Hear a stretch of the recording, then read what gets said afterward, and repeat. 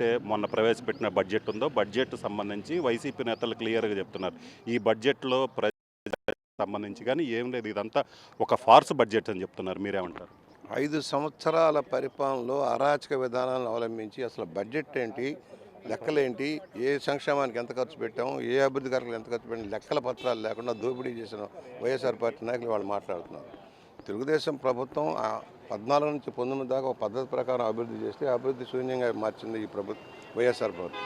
అంత అవినీతి అక్రమాలు అన్నీ సరిచేయడానికే సమయం సరిపోయిన పరిస్థితి వచ్చింది. ఇవాళ మేము ఒకటే చెబుతున్నాం, ఇవాళ సరైన విధానాల్లో నడుస్తూ ఉన్నాం. ఇరిగేషన్ అదేవిధంగా విద్య వైద్యానికి ఎక్కువ ప్రయారిటీ ఇస్తూ ఉన్నాం. సంక్షేమంతో పాటు అభివృద్ధి ధ్యేయంగా కృషి చేస్తున్నాం. గాడి తప్పిన ఆర్థిక పరిస్థితులను చక్కదిద్దే కార్యక్రమం అమలు చేస్తున్నాం. ఏదైతే అమలు చెప్పిన 6 పాయింట్ ప్రోగ్రాం అంతా అమలు చేస్తూ ఉన్నాం. అందువల్ల ఈ పార్టీకి నైతిక బాధ్యత వహించాల్సిన అవసరం ఉంది. ఇవాళ అసెంబ్లీకి ఎందుకు రావట్లా, ఎందుకు పారిపోయాడు, పిరికి సన్యాసి అసెంబ్లీకి రాకుండా ఎందుకు పారిపోయాడు, ఇవన్నీ కూడా మనం ఒకసారి ఆలోచన చేస్తాం అవసరం. సో మీరంటే మనది మంచి ప్రభుత్వం అంటూ ప్రజల్లోకి వెళ్తున్నారు. ఇది మంచి ప్రభుత్వం కాదు, ప్రజల్ని ముంచిన ప్రభుత్వం అంటున్నారు వైసీపీ. మాజీ మంత్రి అంబటి రాంబాబు వీళ్ళు కూడా మాట్లాడితే ఇది ప్రజల్ని ముంచిన ప్రభుత్వం, మంచి ప్రభుత్వం కాదండి. అసలు అంబటి రాంబాబుకి ఇరిగేషన్ మీద అవగాహన ఉందా? గంటలు లెక్క వేయడం చేతనైంది కానీ కనీసం ఇరిగేషన్ ప్రాజెక్టు పట్టాలకి అంకిత జ్ఞానం కూడా లేకుండా పోయింది.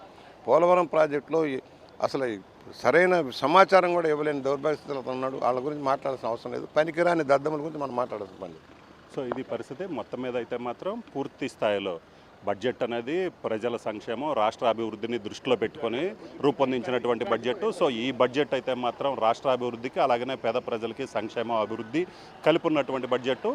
ఏదైతే వైసీపీ నేతలు టీడీపీ మీద బురద జల్లేలాగా మాట్లాడుతున్నారు కానీ అంబటి రాంబాబు ఏదైతే ఇది ప్రజల్ని ముంచే ప్రభుత్వం అన్న మాటలు అయితే మాత్రం పూర్తిగా సరికాదు. అతనికి ఇరిగేషన్ మంత్రిగా పనిచేసినప్పటికి కూడా కనీసం పోలవరం మీద కూడా అవగాహన లేనటువంటి పరిస్థితి ఉందని చెప్తున్నారు. కెమెరామెన్ సిద్ధుతో రామారావు, ఆర్టీవీ, అసెంబ్లీ నుంచి.